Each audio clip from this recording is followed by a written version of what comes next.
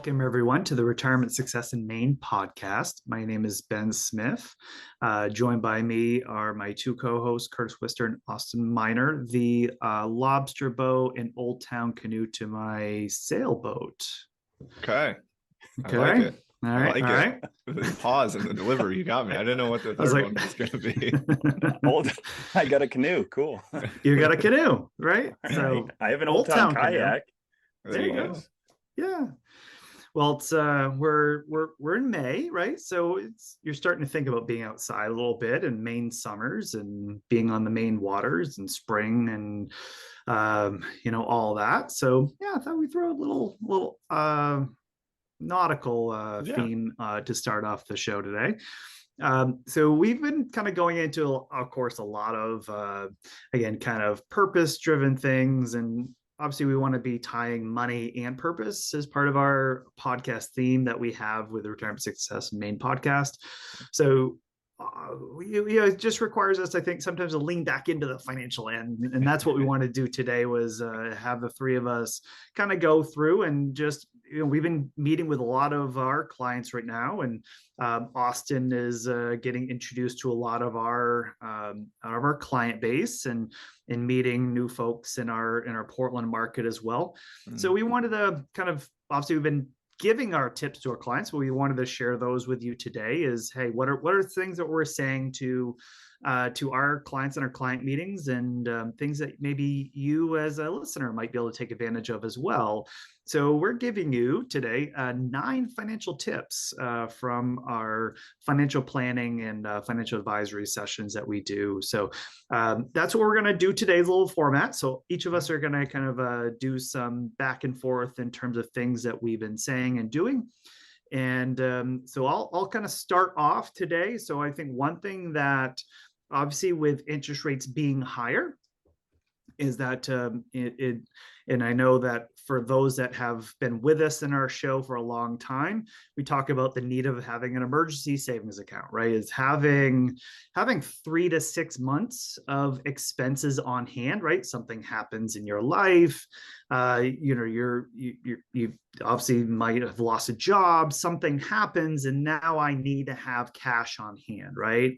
Or maybe my pay is not, I'm on commission, or my bonus didn't get there. Things like that can happen.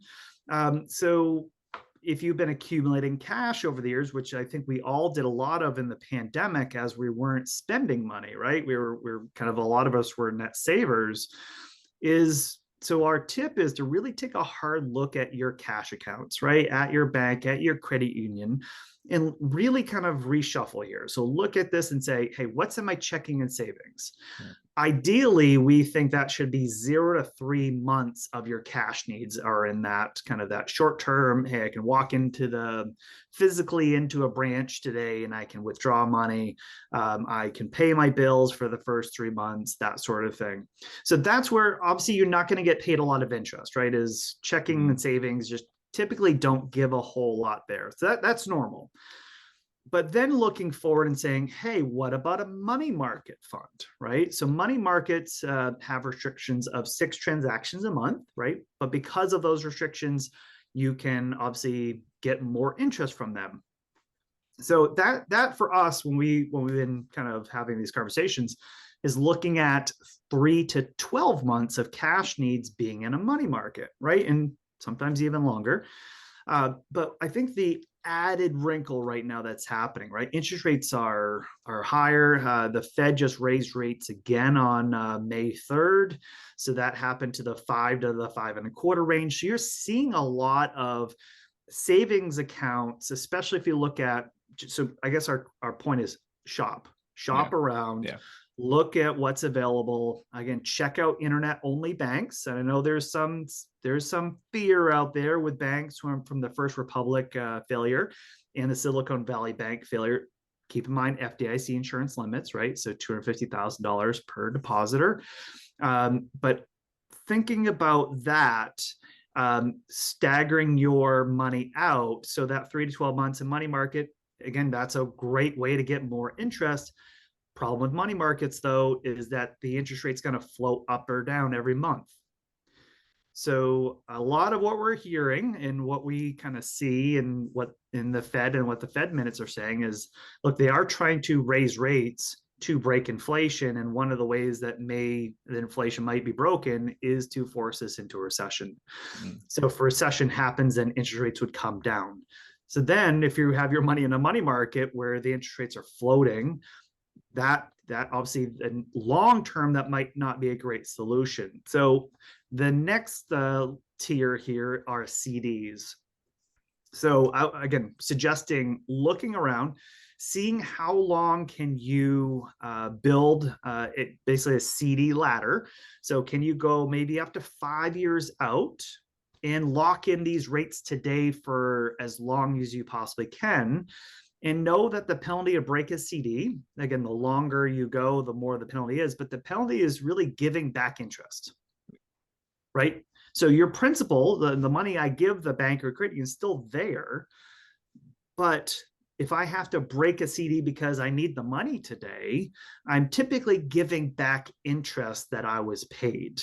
And that can vary by the length of the CD.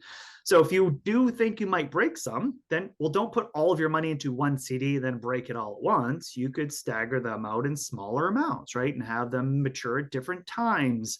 But having this 0 to 3 month checking savings, 3 to 12 money market, and then longer term savings in CDs, now's a really great time to think about interest rates, try to get as much as you can, because we've experienced a lot of our client base looking at this and going, hey, I'm only getting 0.1% in my bank account and it has a ton of money in it. What should I do with it?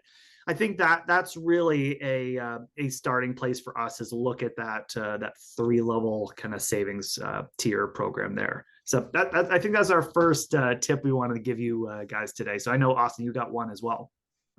Yeah, no, but on to your point, it's something that clients aren't used to, just because we've been in such a low interest rate environment for so long over the last 10 years. For the majority of that, it wasn't really something that even made sense to look at. And there's real money on the table by just having more of that bucketed approach, where you take the short-term money and keep that as, like you said, the 0 to 3 months. And if you can put money away into CDs, especially, but also money market right now, it can be a game changer for the money management part. So absolutely. Yeah, on the other side of things, maybe not as encouraging, are taking a look at your current debts. So, any debt that you have now, but also any upcoming ones. Like Ben said, interest rates are much higher now than we've been used to seeing them over the last, 5 to 10 years. And so just trying to plan accordingly. So whether that means making changes on a personal level with, maybe putting a big purchase off that you would have to finance, or just shopping around to see what you can find a little bit more when it comes to lower interest rates, or using a larger portion of your cash in the short term. So there are options there, but I think it's definitely, on the money flowing outside of things, it's very important to consider this, because those same interest rates that are giving us good rates in our money market accounts are really hurting us on the debt side of things. Yeah, and I'll add on that, Austin, too, right? Because obviously one of the big purchases that many of us have been doing over the last 3 years, right, are buying homes, right? Is buying newer homes, buying into other locations, right? Because we all were relocating during the pandemic to places where we can enjoy our life a little bit more, right? And a lot of people came to the state of Maine for that reason. But obviously mortgages right now, interest rates are way up from what we're used to. Prices haven't quite changed yet, though, right? I think there's not a whole lot of sellers and there's still a whole lot of buyers. And I think that's keeping the prices up a little bit. So patience might be warranted there from a buying side, is maybe putting it off a little bit and kind of wait and seeing if the economy softens, how that might impact either interest rates, as we said, or maybe prices, or both. Or both, yeah. No, I think that's a great point. And I'm glad both of you kind of brought those up. And I think a through thread there is, Ben, to yours is, right, shop around, see what's out there. And I think, Austin, as you said, that relates exactly to the debt side of things too. I think we've all seen clients who have done really good job, whether it's saving or planning purchases, but we just get, and I'm guilty of this myself, I get so comfortable where I do business that I don't even think to look elsewhere, and there may be better things out there. So I think that's a really good kind of through thread for you both. And my point that I wanted to bring up here to kick off kind of the first round for all three of us, Ben, you and I were kind of on the same page here, but I wanted to bring up emergency funds, and I know you touched on it a little bit, but it's just so important to, especially now, to be really padding those emergency funds, right? We just talked about it. Recession is probably on the way. If the Fed has their way, it is on the way, right? And that leads to layoffs, less organizational profitability. Again, Ben, you mentioned if you're working on a commission base, selling houses, for example, or whatever it is, right? Bonuses may be down, kind of whatever your kind of situation is. I think it's smart to at least plan for a little bit of downturn here in some part of your income stream. So again, just kind of padding emergency funds, really just socking away the money. And then again, to circle back to Ben's point here, once you have that emergency savings, make sure you're doing it in a place that's the most beneficial for you in your financial picture, right? Again, I think all three of us have had conversations in the last month with clients who have done such a great job saving, but again, it's in a checking account or it's in a low interest savings account. So you're doing the hard work. And we applaud that every single time we see it, but it's taking that next step to really shop those interest rates and get the money in the best place really for you and in your individual situation. So Curtis, what would you tell somebody, right? So if they said, because you're saying pad it more, right? And we kind of had this like 3-tier approach. How would you, so with the recession, how would you kind of thinking about the emergency savings and how that maybe that money market tier, how would you extend it? Would you, because again, we're kind of saying like 3 months, maybe 6 months of emergency expenses or expenses. How would you, when you kind of say pad, how would you pad that more? Yeah, I know I probably contradicted myself saying, hey, we're all going to have less money, but you need to save more. So no, I think that's a good point. I think and I think some of them we're going to get to later in this conversation, but I think the kind of off the top, the surface level, just kind of revisiting your budgeting, right? And again, I know we all kind of have this list of our topics, so I don't want to step on anyone's future kind of discussion point, but just it's always good to sit down and reassess your spending, right? Are you spending appropriately, or are there things you can cut out, right? That's probably the easiest way to have extra money to go into your savings. I know that's tough in this, again, I feel like I'm teasing the whole sheet here, but we're in an inflationary market here and things are costing more every single day. So I know that may be tough, but I think really anything helps, I think, right? The more we can, go ahead. But you would probably go like, so if we're saying 3 to 6 months is what people should save, would they go to 6 to 9 months? Would they go to 12 months? Would they go to 18 months? What would be a level of increased moat, I guess, so that people should consider? Yeah, I think certainly trying to get at least to the 12-month, I think would be a huge goal, right? Because I think the kind of worst case scenario we play out with clients is if, we lose a job, it could take you about up to a year to find a job with a, an income level, a salary level that you're accustomed to. So again, the key here is having that, as you said, Ben, moat around you to be able to survive and live the life pretty close to how you're living now for those 12 months while you really work to replace that income. So, I think I think probably the gate I would move is the first number, right? The 3 month. I would try to get that closer to 6 to 12 off of a basis. Gotcha. I like that. So one thing that I think, Curtis, you were bringing up was this concept of fighting inflation, right? And I think that's something we've been talking about is, again, inflation in some ways is our friend, in some ways it isn't, right? And I think that's where it is our friend, we got to work hard to have it work with us. And then we got to fight against it in certain things, and especially from our cost side. So I want to spend a few moments on fighting inflation, right? Because I think that's something for, obviously, why do we invest? Right? We invest so that we can keep our purchasing power. So if it costs more to do the same things we're doing today, tomorrow, then we need to have, that's one way investments can fight inflation long-term for us, is to retain purchasing power. So with that said, So one thing in terms of fighting inflation, so keeping track of how your monthly expenses right now are changing in price and re-budget for those costs. And this is, I think, when we see people make budgets, especially during inflationary time periods, is they go, oh yeah, I spend, X number of dollars a week on groceries, and I just lock that in. Well, by the way, over the last 12 months, you have inflation that's been double digits, right? As you've had 10% inflation. By the way, and some items are in the teens, right? So certain items have been going up a whole lot. So keep track of that, right? Is what we want to say is that obviously you might set your budget for the year. Is like, okay, here's my costs. Here's my 401k contribution. Here's my obviously income coming from the top and flowing down. And here's all the fun money I'm going to have this year. Yeah. Right. And I'm going to be able to do the vacation. I'm going to be able to obviously I'm taking Curtis's advice. I'm padding my emergency savings. I'm doing all these things. But all of a sudden our costs get bigger, right? And we didn't really account for it. But we're like, hey, our budget says we can do that vacation this year that we've been planning, and our budget says we can go buy that car and all the things.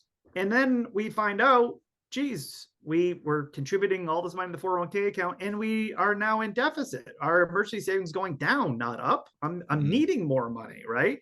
So I think that happens a lot. I think in inflationary environments is that you have to redo your budget more frequently, and to keep track on things to make sure that that gap that you thought was there is there. And it's something where, again, it's just pretty easy to be on autopilot. Like, yeah, like I always spend X number of dollars on that. And that's the way it's always been. And now it isn't.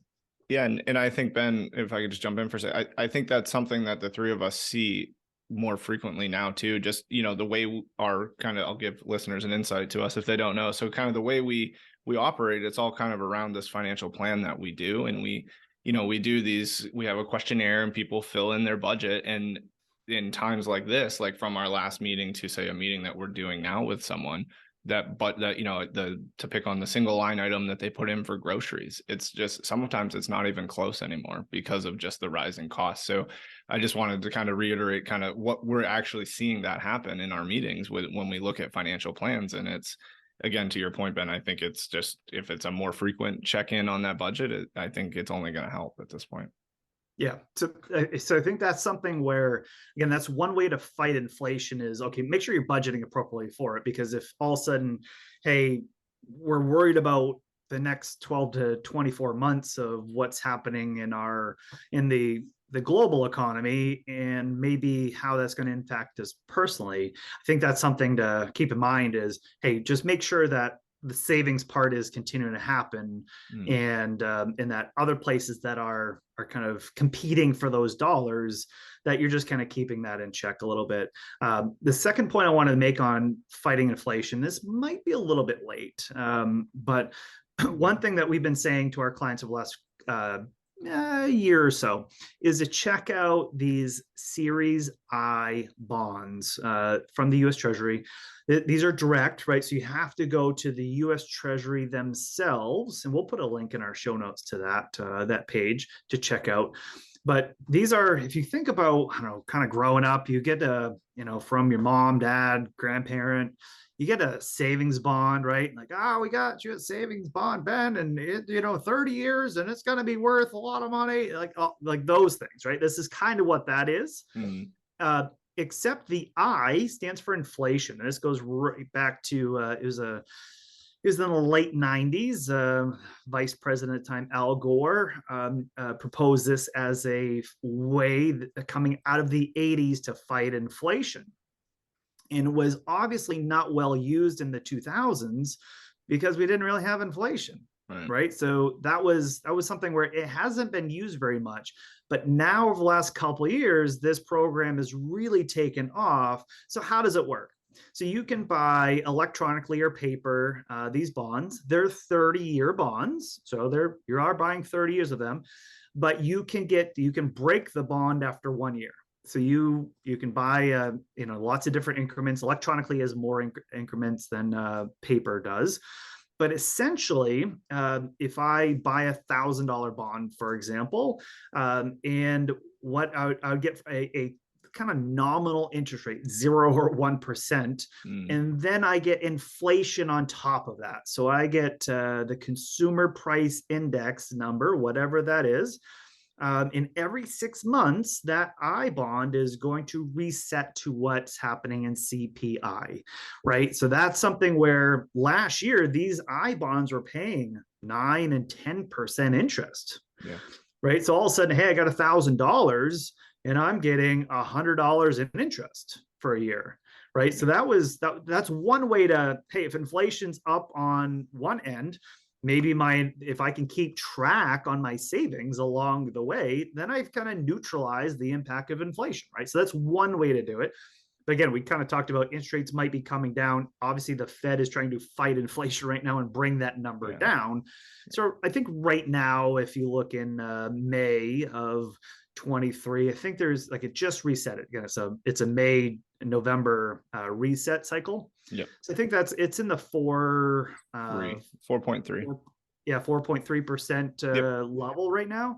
So again, that's probably close to what you can probably get on a banking end, but it's different, right? Because what if next we have another disruption of supply chain and inflation goes crazy again? Here's something that will react with it, right? And I think that's the benefit of it is, hey, doesn't mean that today it's great and tomorrow it might be better. A year from now it might not be good, and 2 years from now it might be even better again, right? So if you have it, that might be something that's a way to diversify some of your savings and to counteract any possible inflation that might come up. So we just would say, check those out, see if that kind of fits.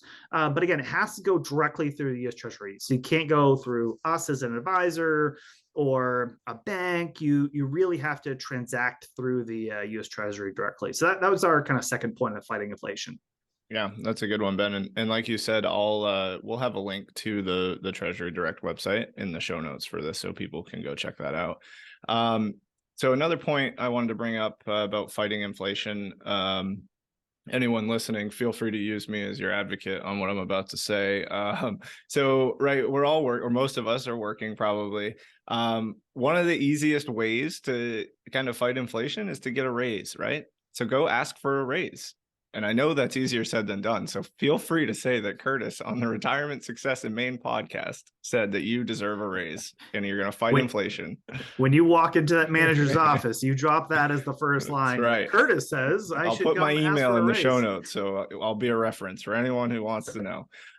No, but seriously, so increasing our income is one of the easiest ways to cope with inflation, right? It's more money coming into us that's helping fight the more money we're spending on the back end. And if a raise isn't in the works, similar to we were talking about with the savings account, shop around a little bit. You may, switching jobs might help get into a higher income kind of pay scale, or it may even put pressure on your current employer, right? There's a line I think that you can tiptoe, and I'm no HR professional here, but I think being aware of your pay scale and appropriateness and making your current employer aware of that. And, I think it would only help. But again, even switching jobs also might help re-energize you, right? We've all kind of maybe been doing the same thing for so long, and a change might help morale and your bank accounts. And so I think I know I started kind of jokingly with it, but really it is important to look at where you lie personally and on pay scales, and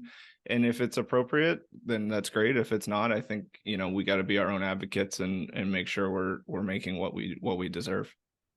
Yeah. And I'd say, again, to that is, one, don't discount your position of power today, right?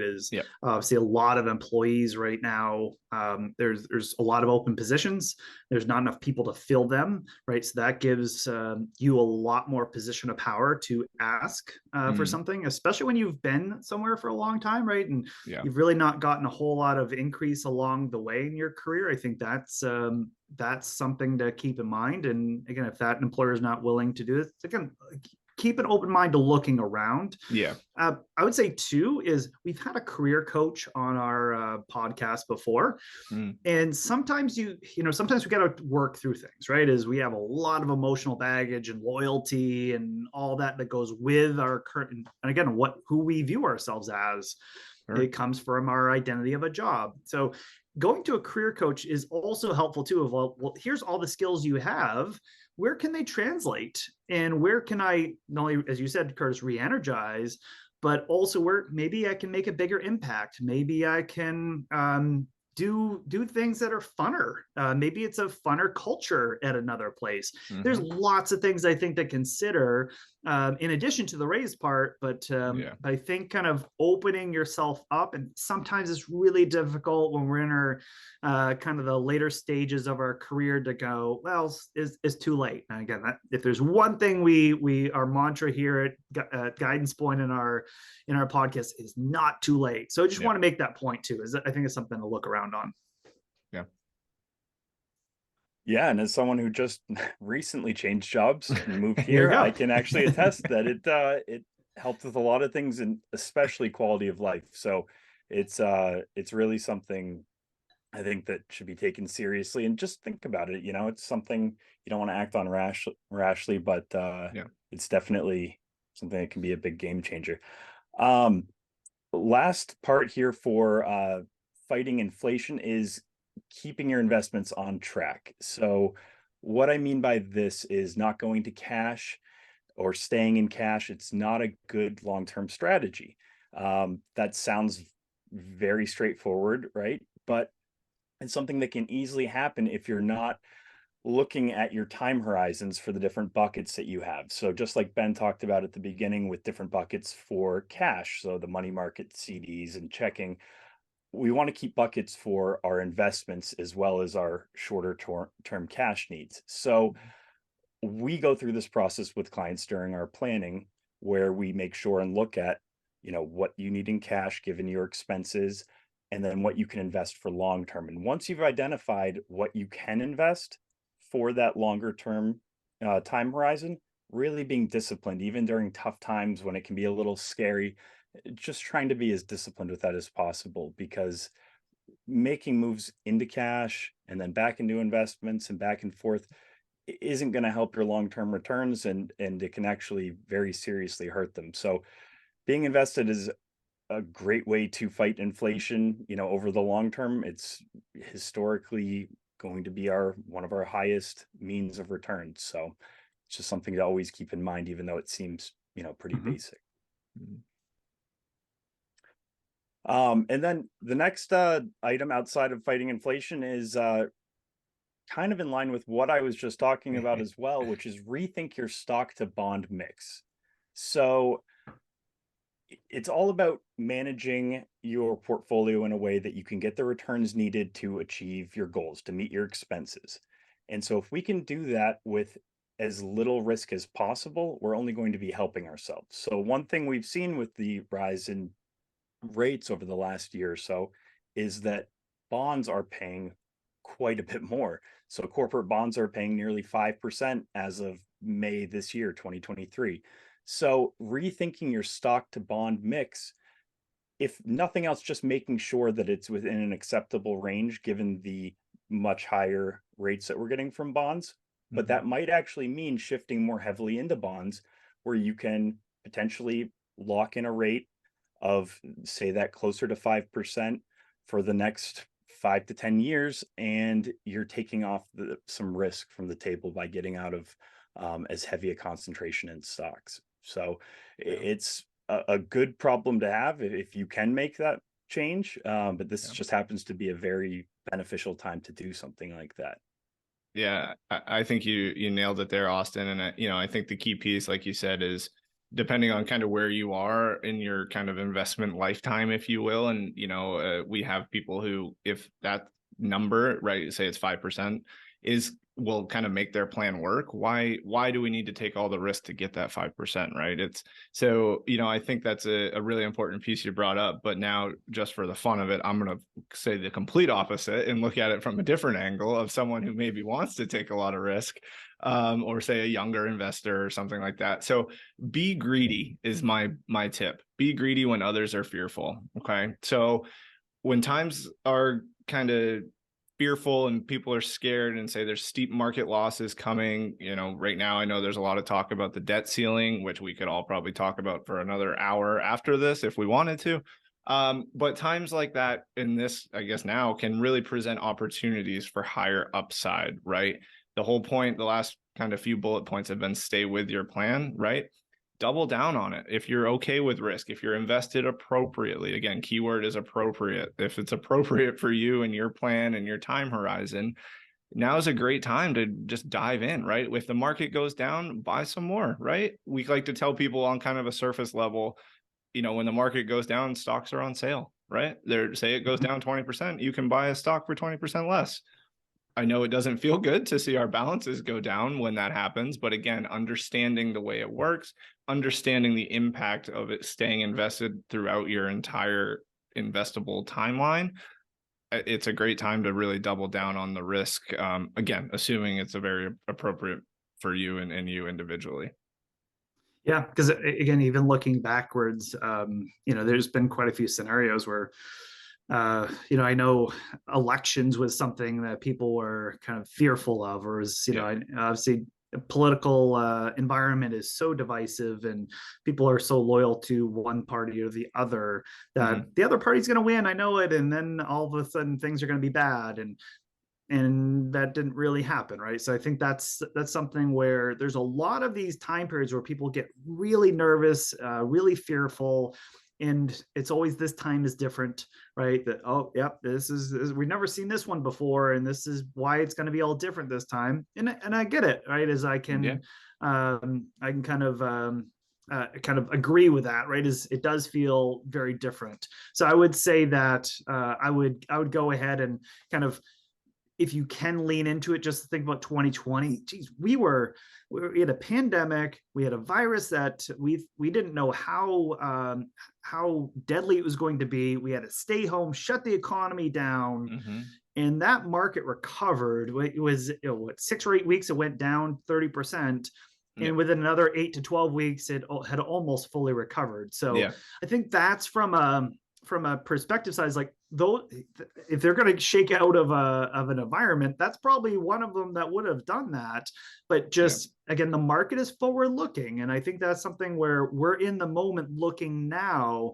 The market's looking ahead to 12 to 18 months, and that's why I think 2020 was so poor. Well, it was pricing in a recession. It was pricing in a lot of what we think is going to happen here at the end of 2023. So I think that's something where we might be a little late in reacting, and I think that can obviously cause more harm, as what Austin was saying there too.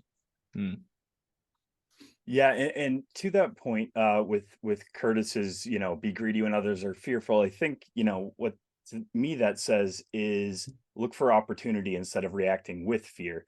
So absolutely. Something that comes to mind for me, and something that we talk to clients about, is when the markets are rough, like after a 2022 where the markets were, way down on most areas, consider doing a Roth conversion. This isn't going to be something that's right for everyone, but with balances in IRAs and 401ks depressed from those market declines, it could be especially beneficial for folks who haven't started drawing Social Security and aren't subject to required minimum distributions. So you have to pay income taxes on the amount you convert. But from a long-term perspective, the pros of a Roth conversion in 2023 tilt the scales towards moving forward with this strategic move. So that's just an area that I think, again, if we're always trying to think about moves that can be beneficial for us rather than just dwelling on the fear of different situations, we can actually uncover some things that could potentially have huge impacts on our portfolio and our financial well-being long term. Yeah, it is the proverbial lemons and lemonade, right? It's like we don't we don't like experiencing losses. We don't like kind of having things not work out. But again, I think that's what folks are hiring us to do, is go, hey, what can we do now to take a step that's beneficial long term?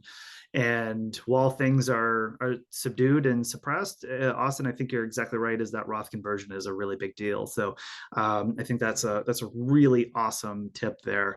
I want to maybe go to the softer side, maybe back to the budgeting, is maybe our eighth tip here is, and I'm guilty of this too. Check your pandemic subscriptions, right? I'm thinking like, you guys both know I've been on Peacock here like crazy, streaming Yellowstone, right? So Yep. I'm all caught up on the Duttons, right? I know what's happening now, and Rip and Beth, and I don't want to spoil it. Spoiler. Yes, yeah. So I'm all caught up. But it's like, well, what I look at Peacock and I go, well, what else do I really want to watch? And I go, yeah, I look through now, I'll just flip to another streaming service. Why are we paying for that if I'm all set and all caught up on what Kevin Costner's doing this episode, right? Like I'm good. So you can cut out the Peacock, you can you have our permission. So if you're not using the streaming service, right, don't let those keep accumulating, right? Don't, the $15 a month or whatever they are per streaming service. Again, look at that, kind of see what you're using, and then if you're not using it, cut it out. And again, they're going to always have deals to bring you back, right? So yeah. I think that's the time to right now figure out what you're watching, where you watch it, or hey, maybe you were doing more cooking at home, right? Maybe you were doing like the the HelloFreshes and the subscription boxes like that, where they're sending you groceries, and now the price is way up on those, or you're not liking those anymore, and why are we keep buying this? All those, I think, things add up quite a bit. And I think that there can be, back to our fight inflation piece, is that's something to kind of look at too. So I'll also kind of point out, actually, Curtis, you brought this up to me, review things like your cell phone, by the way. Look at your cell phone service.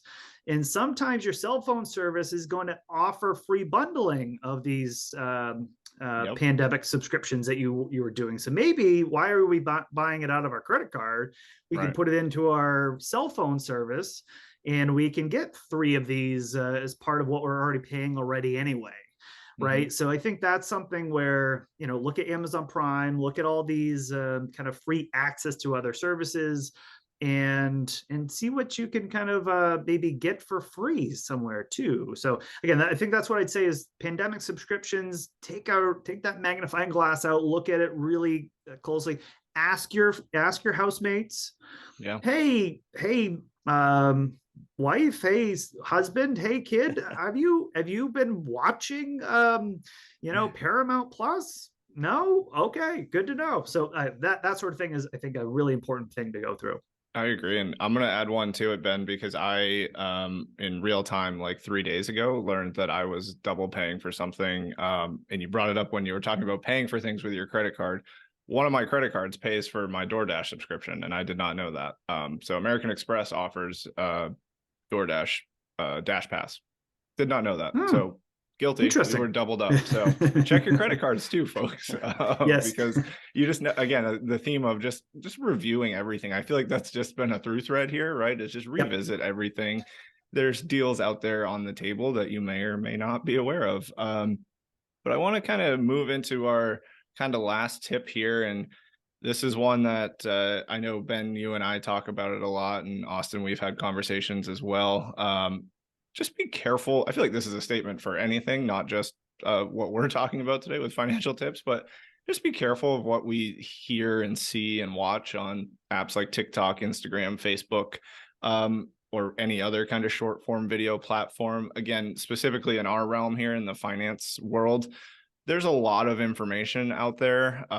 And I think for the starter, it can just be kind of an information overload, as they're 30-second videos at a time, and every video is telling you something different, but they all seem to sound the same. And that itself can be overwhelming, I think, but there's just a lot of not professionally trained advisors, planners in the finance world on apps like that. And I think we've all seen the videos of the quick tip, you'll be a millionaire by 40 and all this stuff. And I think the underlying messages, some of them may be good intentioned, may not. It's just, there's so much of it. It's just so tough to take it all at heart. And I think the second piece is you really want someone that, has life experience, is an actual advisor, has a practice, right? I know you may be hearing me saying, Curtis, you're telling us not to listen to this stuff. You're doing a podcast, but I think it's we do a good job of incorporating our practice with the podcast. You can find us. We have an office. You can come meet with us versus someone you may find on TikTok that's just a video that went viral. So just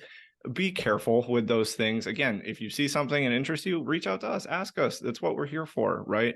But again, there's stuff, a lot of times the advice is there at the surface, maybe good advice, but sometimes the context is off in these videos. And I think that's what we see a lot. And for one, I think that we pick on a lot, and we talk about this a lot with clients. They say max out your 401k or max out your IRA every year, and you'll be super rich by age 60. And while on the surface, the math works, but what they kind of don't talk about is maybe that person struggling to max out their 401k every year is now racking up thousands of dollars in credit card debt in the background because they're taking so much money out of a paycheck. So again, maxing out your retirement is great, but it's not necessarily on an island by itself. So I think it's important to get kind of full picture, which I think is tough to get with some of this short form advice content.